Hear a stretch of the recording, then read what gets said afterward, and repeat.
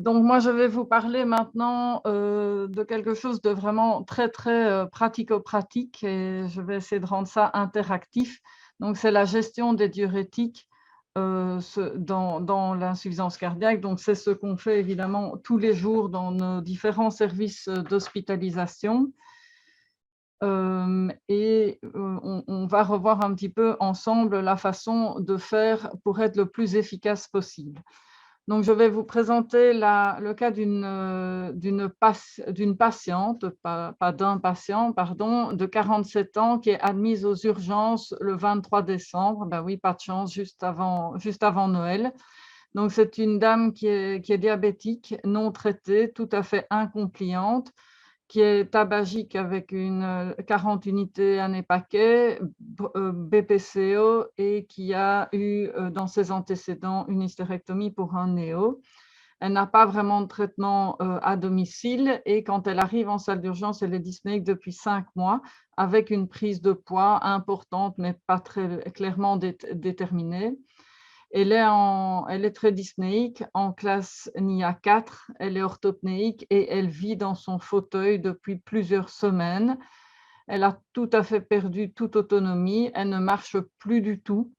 Les soins sont réalisés par le compagnon et les 5 enfants et quand on l'examine, elle est en anasarque majeur avec des rougeurs des jambes, des flancs, des suintements, des plaies purulentes, un escarre de la face interne de la cuisse qui est très malodorant. Donc un tableau absolument cataclysmique avec une patiente qui fait 152 kg pour une taille d'1,68 m. Ces paramètres cliniques sont une tension qui est normale, elle est un petit peu subfébrile, elle est tachycarde à 132 battements par minute, sa fréquence respi est de 26 par minute et sa saturation de 98%. La prise de sang est assez perturbée également. Elle a un syndrome inflammatoire important avec une CRP à 349 mg par décilitre, une hyperleucocytose, une hyponatrémie à 125, une urée à 110 et une créatinine à 1,36. Le dosage du NT-proBNP est élevé, comme on pourrait s'y attendre, à 7930, ce qui est quand même assez important compte tenu par ailleurs de l'obésité de cette patiente. En salle d'urgence, on réalise également des hémocultures qui reviendront positives dans les heures qui suivent pour un streptocoque agalactié. Et assez rapidement est réalisée une échographie cardiaque qui montre une fraction d'éjection légèrement altérée, une oreille gauche dilatée et une insuffisance tricuspidienne modérée. Voilà son électro qui est évidemment en fibrillation auriculaire rapide.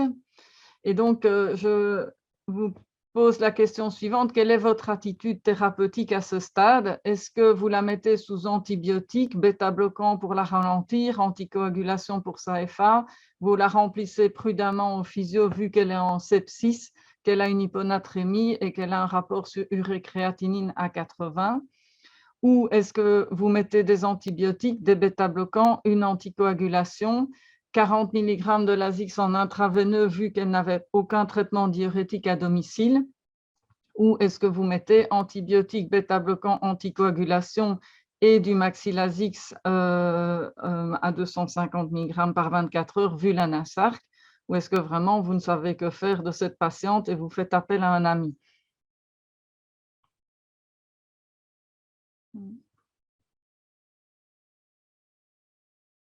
Je ne sais pas si on a déjà les réponses qui arrivent. Oui, voilà. Donc, effectivement, la majorité d'entre vous optent pour du Maxilasix et quand même un tiers opte pour un Lasix à 40 mg. Alors, on va voir par après l'algorithme de traitement diurétique. Et donc, en effet, comme cette patiente n'a pas de diurétique à domicile, on commence normalement par du Lasix 40 mg. Vu l'importance de la NASARC, elle a en fait reçu directement du Maxilasix comme la majorité d'entre vous le proposait.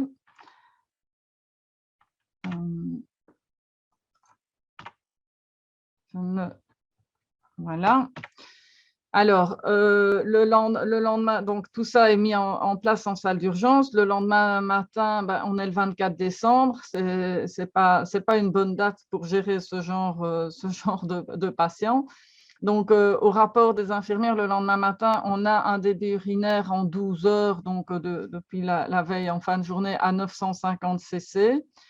Au contrôle biologique, on a toujours une hyponatrémie.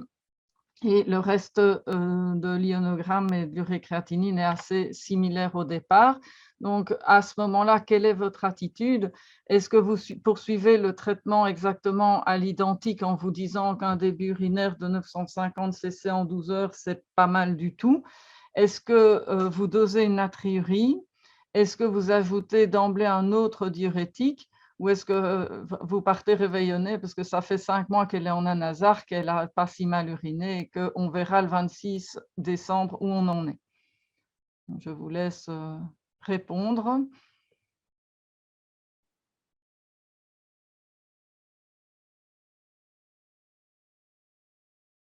Voilà, donc c'est très bien tout ça. Donc là, plus de la moitié d'entre vous optent pour doser de faire une natriurie, donc ce qui est une bonne attitude, je vais dire.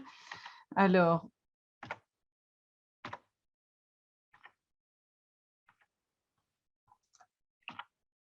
voilà.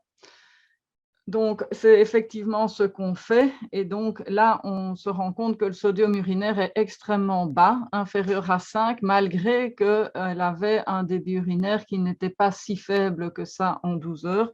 Mais effectivement, son sodium urinaire est bas. Donc, on n'est pas tout à fait on n'a pas ce qu'on voudrait. Donc, à ce moment-là, quelle est votre attitude face à ce sodium urinaire bas? Est-ce que vous poursuivez toujours le même traitement en vous disant qu'elle a uriné, pas mal sur ces 12 heures? Est-ce que vous doublez les diurétiques de Lens ou est-ce que vous ajoutez un autre diurétique, un thiazidé ou un antagoniste de minéralocorticoïdes par exemple? Ou est-ce que vous prescrivez du liquide physiologique pour augmenter sa natriurèse et vu l'hyponatrémie?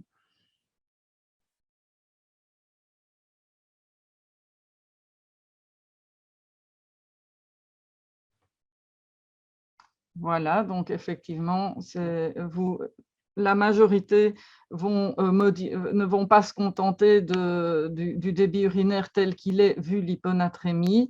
Et donc, certains vont doubler les diurétiques de Lens et d'autres vont ajouter un autre type de diurétique. Donc, on a fait en fait les deux. Je vais vous montrer ça aussi sur un récapitulatif.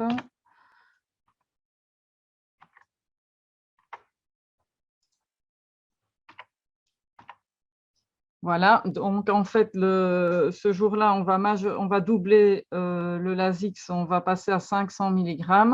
On va ajouter de l'hygroton 25 mg et de l'aldactone 50. Alors, le 25 décembre, elle a uriné 2,9 litres. On refait un sodium urinaire qui est à 22 millimoles par litre.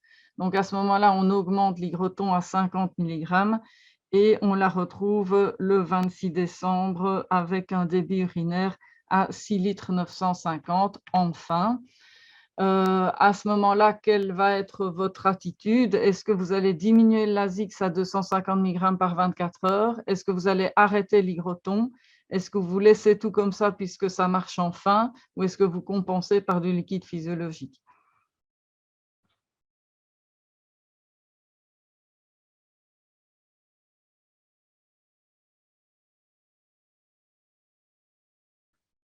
Ok, donc bonne réponse également. La majorité d'entre vous va diminuer le Lasix. Je suis contente de voir que personne n'a été mettre du liquide physiologique, de même que toutes les autres bêtises que je vous avais glissées avant dans les différentes propositions. Alors,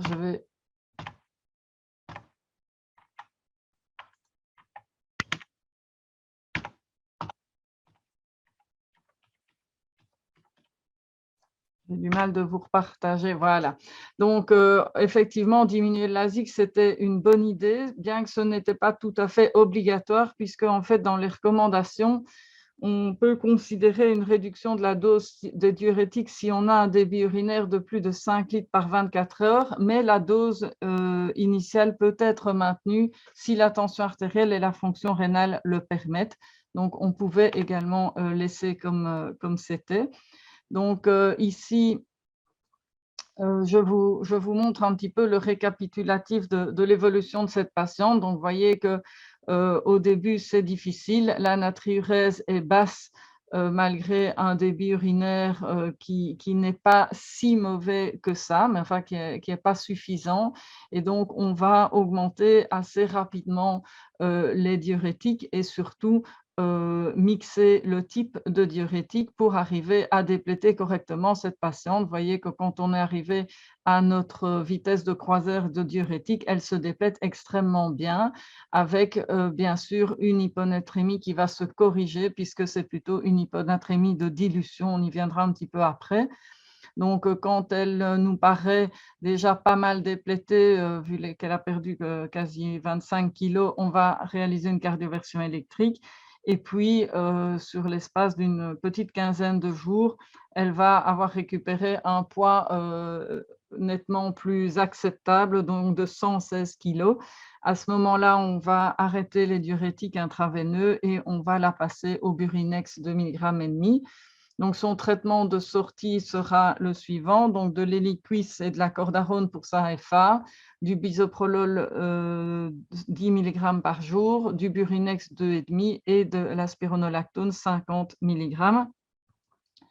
À la consultation du 2 mars, donc 6 semaines plus tard environ, on a un NT-proBNP qui reste malgré tout pas normal, mais qui est nettement amélioré par rapport au départ. Et on remarque qu'elle a continué à perdre du poids avec son Burinex 2,5 mg Péros. Elle a perdu encore du poids par rapport à la sortie de l'hospitalisation et donc au total, elle aura perdu 43 kilos. Elle remarche, toutes ses plaies sont guéries, elle est devenue tout à fait autonome et compliante.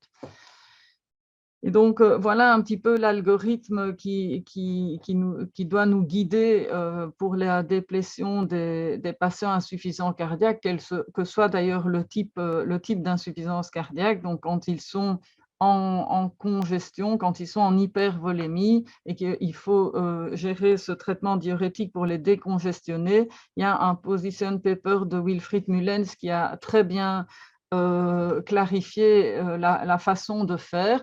Donc, vous voyez qu'on commence à voir d'abord s'ils sont naïfs en traitement diurétique au domicile. S'ils n'avaient pas de diurétique, on va mettre 1 à 2 fois on va commencer avec une dose de base. Si par contre, pardon, ici, on va commencer avec 20 à 40 mg de diurétique. Si par contre, ils avaient des diurétiques au domicile, on va doubler la dose de diurétique Péros en intraveineux.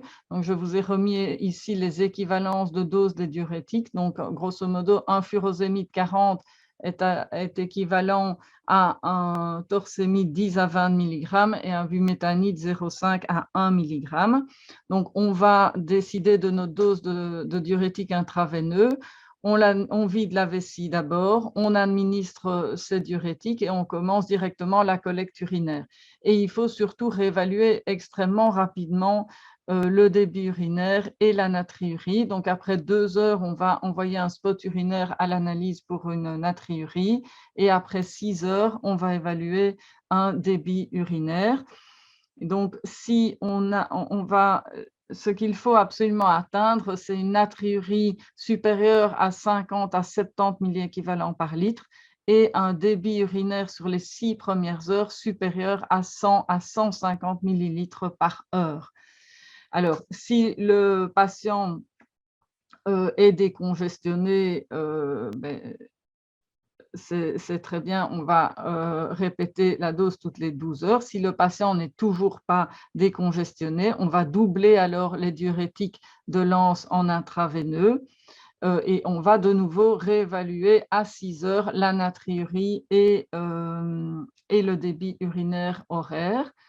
Le lendemain, si on a toujours une congestion, si on a un débit urinaire supérieur à 3-4 litres, on est dans le bon, on va continuer. Si par contre, on a un débit urinaire qui est inférieur à 3 à 4 litres sur les 24 heures, on va doubler les diurétiques de l'anse jusqu'à la dose maximale possible. Et si après 6 heures, on a toujours moins de 100 millilitres par heure de diurèse, on va alors décider de combiner avec d'autres types de diurétiques, en première ligne des thiazidés, mais également éventuellement de l'acétazolamide. Donc, je suppose que la majorité d'entre vous savent que pour le moment, il y a une étude belge qui évalue justement l'utilité et la rapidité de décongestion avec l'acétazolamide chez ce type de patient. C'est l'étude ADVOR qui est menée par l'équipe de Wilfried Mullens. Donc, on aura des réponses par rapport à ça, mais c'est assez prometteur comme type de diurétique à associer aux diurétiques de l'anse pour décongestionner les patients plus rapidement. En troisième ligne, on peut aussi considérer les inhibiteurs de SGLT2 qui ont bien sûr maintenant une place qui devient très importante par rapport à cet algorithme qui était publié en 2019. Alors, dans nos recommandations actuelles, les inhibiteurs de SGLT2 sont bien sûr parmi les piliers du traitement de l'insuffisance cardiaque à fonction systolique altérée, mais ici, ils sont plutôt positionnés dans leur mécanisme d'action puisqu'ils amènent une natriurèse. Alors, ceci est repris. Il faut avoir ça bien en tête, de savoir à quel niveau nos différents diurétiques agissent au niveau des tubules rénaux. Donc, la réabsorption de sodium se fait principalement au niveau du tubule proximal. Donc, pour 65% de la réabsorption de sodium se fait là, et même plus de 75% de la réabsorption de sodium chez les patients insuffisants cardiaques.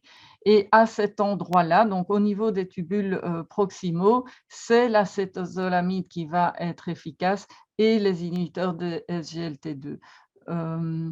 Nos diurétiques de l'anse, ils vont agir plutôt au niveau forcément de l'anse, et c'est à cet endroit que se passe 25% de la réabsorption de sodium.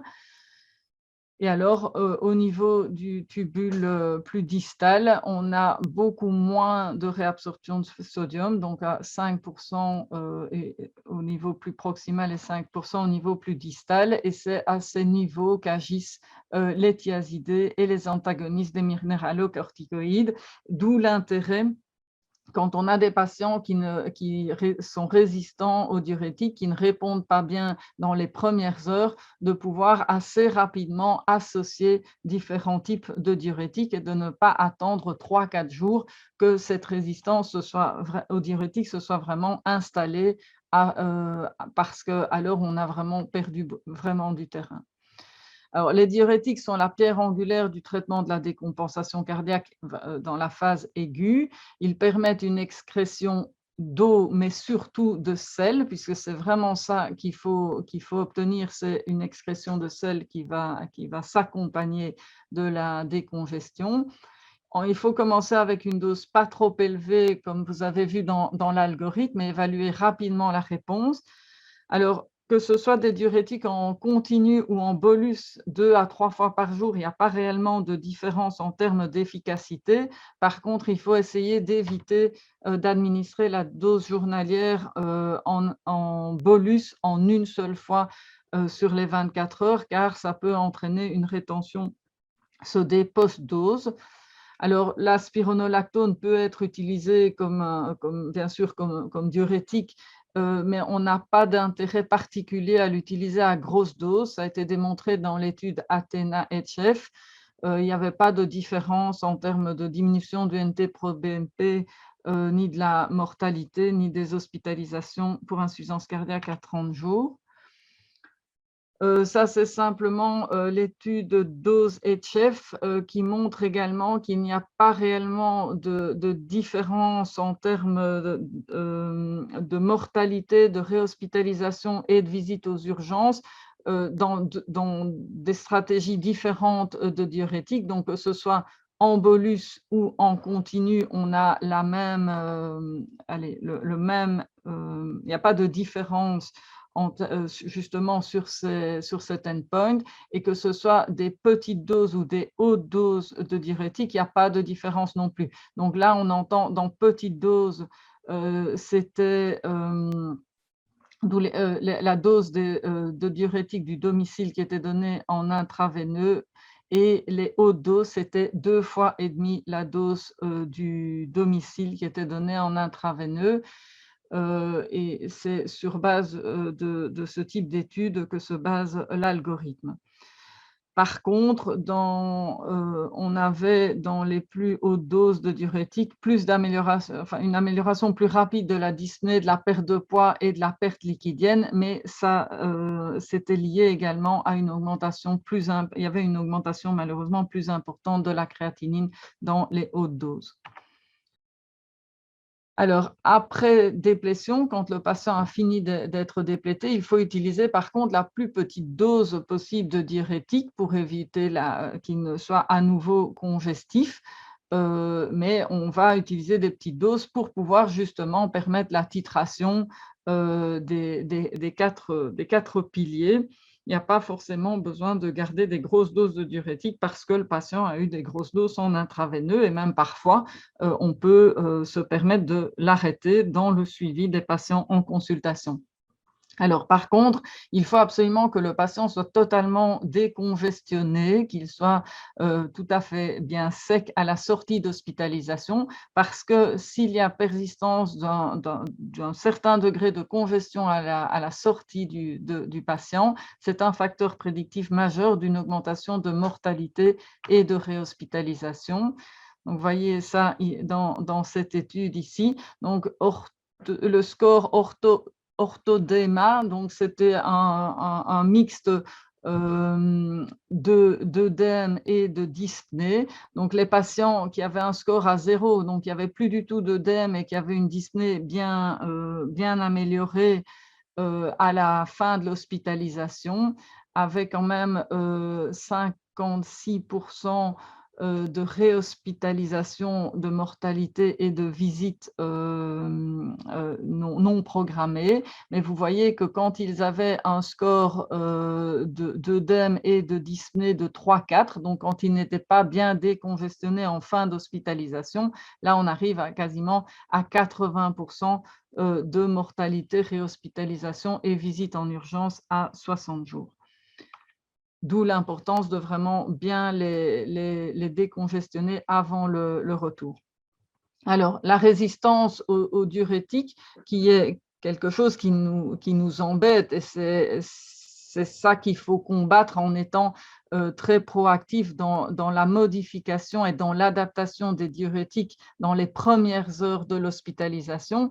Mais cette résistance est une altération de la sensibilité rénale aux diurétiques qui va s'installer progressivement dans les premiers jours de l'hospitalisation, ou qui est même déjà présente avant l'hospitalisation. Et donc, cette résistance aux diurétiques va faire que le patient va avoir une natriurèse plus faible et une diurèse insuffisante. Ces deux phénomènes vont limiter la déplétion. Et donc, si on donne une même dose de diurétique de l'ANS tous les jours à un patient, on peut avoir un certain maintien du débit urinaire de jour en jour, mais petit à petit, on va avoir une diminution de la natriurèse au fil des jours chez ces patients avec l'installation de cette résistance aux diurétiques qui est assez multifactorielle. Elle est liée à la fois à des paramètres hémodynamiques, à des fluctuations également dans l'apport en sel, à une activation neuro-hormonale qui va arriver en réaction en fait au traitement diurétique, un certain remodeling du néphron, à tous aussi ce syndrome cardio-rénal qu'on connaît, et également à une déplétion intravasculaire avec un remplissage plasmatique lent, c'est-à-dire qu'on peut garder du volume liquidien au niveau, par exemple, sous-cutané, au niveau interstitiel, mais ces liquides ne vont pas revenir rapidement vers le compartiment plasmatique. Et d'ailleurs, on voit dans le cas de la patiente que j'ai présentée, c'est que alors qu'on considérait qu'elle avait été bien déplétée, elle continue en fait à répondre aux diurétiques Péros, à beaucoup moindre dose, bien sûr, que ce qu'elle avait reçu à l'hôpital, mais probablement parce qu'il y a encore certains mouvements du compartiment interstitiel vers le compartiment plasmatique. Alors, j'arrive tout doucement à la fin, mais donc l'hyponatrémie qu'elle présentait et que de nombreux patients présentent, donc j'avais la réaction de certaines personnes, parfois malheureusement des médecins traitants qui mettent ça dans la tête des patients, c'est si vous avez une hyponatrémie, il faut consommer du sel. Ben, évidemment que non, ça dépend du type. Bien sûr, il faut analyser le type d'hyponatrémie auquel on a affaire.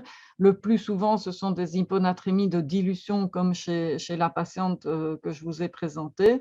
Dans ce cas, on va avoir souvent une osmolalité sanguine inférieure à 285 milliosmoles par litre, c'est des pseudo-hyponatrémies.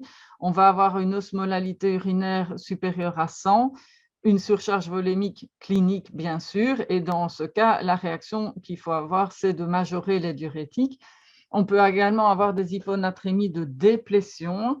Dans ce cas-là, on va avoir une osmolalité urinaire faible, à moins de 100 milliosmoles par litre, une natriurèse en dessous de 50 et un patient cliniquement sec. Dans ce cas-là, effectivement, il faut plutôt diminuer ou stopper les diurétiques, mais pas leur remettre du liquide physiologique.